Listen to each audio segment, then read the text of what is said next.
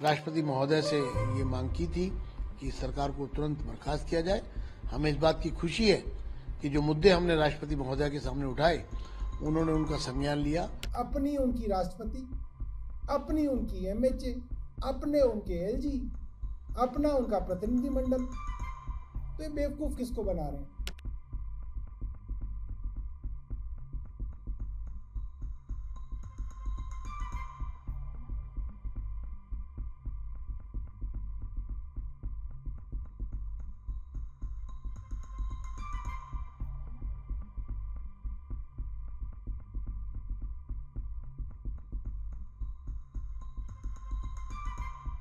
अभीम योजना जिसके अंतर्गत दिल्ली में लेबोरेटरीज और क्रिटिकल केयर ब्लॉक जो है वो सब बनाए जाने थे, लेकिन वो 2406 करोड़ रुपए भी दिल्ली की जनता को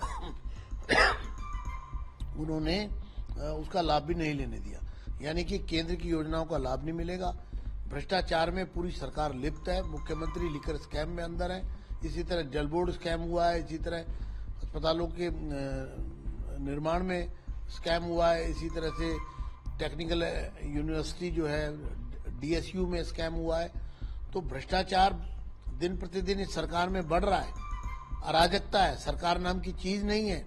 सदन बुलाया नहीं जा रहा, प्रश्नकाल का सदन में होता नहीं है। तो ये सरकार एक तालाब का जो पानी गंदा हो जाता है उस प्रकार की स्थिति में है। दिल्ली के लोग ठगा हुआ महसूस कर रहे हैं। 2 करोड़ लोगों का भविष्य अंधकार में है। और हमने राष्ट्रपति महोदय से ये मांग की थी कि सरकार को तुरंत बर्खास्त किया जाए। हमें इस बात की खुशी है कि जो मुद्दे हमने राष्ट्रपति महोदय के सामने उठाए उन्होंने उनका संज्ञान लिया और अपनी अनुशंसा के साथ मैं कहूँगा, क्योंकि जब हमने राष्ट्रपति जी को, महामहिम जी को जो ज्ञापन दिया उसको उन्होंने गृह सचिव के पास भेजा है उचित कार्रवाई के लिए। हमें पूरा विश्वास है कि दिल्ली के लोगों को न्याय मिलेगा और इस भ्रष्टाचारी शासन को जो पूरी तरह से दिल्ली को पंगु बनाए हुए है, गवर्नेंस पैरालिसिस है, कॉन्स्टिट्यूशनल वायलेशंस है, सेंटर की स्कीम्स दिल्ली में लागू नहीं हो सकती, दिल्ली की में सिविक एमिनिटीज के नाम पर धोखा है, सड़कें टूटी पड़ी हैं, चारों तरफ अराजकता है।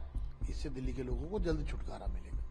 समय में चुनाव भी होना है दिल्ली में, समय में ऐसी डिमांड मतलब चुनाव करा के राष्ट्रीय शासन की मांग करना। देखिए, हमारा ये कहना है, हम विपक्ष के सदस्य हैं और हमारा कर्तव्य है दिल्ली की जनता जिस हालातों से गुजर रही है, जिस तरह का दिल्ली में एक तरह से पूरा शासन नाम की चीज नहीं है, अराजकता है और मुख्यमंत्री जेल में है, कॉन्स्टिट्यूशन का वायलेशन हो रहा है, संविधान का उल्लंघन, खुला उल्लंघन, संविधान की अवहेलना, संविधान क्या खुली अवहेलना है। और हमने उदाहरण दे करके वो तमाम चीजें अपने पत्र में कही हैं। तो जो स्थिति है वो हमने राष्ट्रपति जी के समक्ष रख दी है। अब ये राष्ट्रपति जी को फैसला करना है कि हमारे द्वारा उठाए गए मामलों में दिल्ली की जनता जो हताश है उसको राहत मिलेगी कि नहीं मिलेगी, ये हमारी मांग है।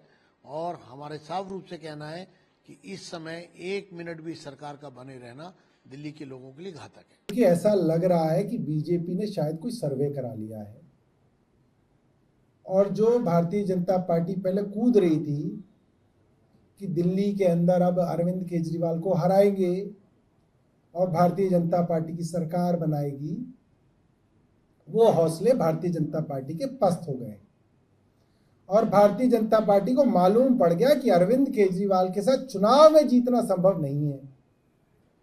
इसलिए अब दोबारा से चोर रास्ते से दिल्ली के ऊपर कब्जा करने के लिए अपनी उनकी राष्ट्रपति, अपनी उनकी एमएचए, अपने उनके एलजी, अपना उनका प्रतिनिधिमंडल, तो ये बेवकूफ किसको बना रहे हैं?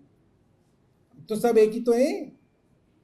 तो ये जब फैसला कर लेंगे तभी हो जाएगा। बाकी ये तो इन्हीं के लोग हैं। कोई राष्ट्रपति पद पे बैठा है, कोई एमएचए में बैठा है, कोई जो है प्रतिनिधिमंडल बन के बैठा है, कोई जो एलजी साहब बन के बैठा हुआ है। ये एक ही तो लोग हैं सारे के सारे, चिट्ठियां दे रहे हैं एक दूसरे को। मगर एक बात साफ है कि इन्हें बात पता चल गई है कि दिल्ली में अरविंद केजरीवाल से चुनाव नहीं जीता जा सकता।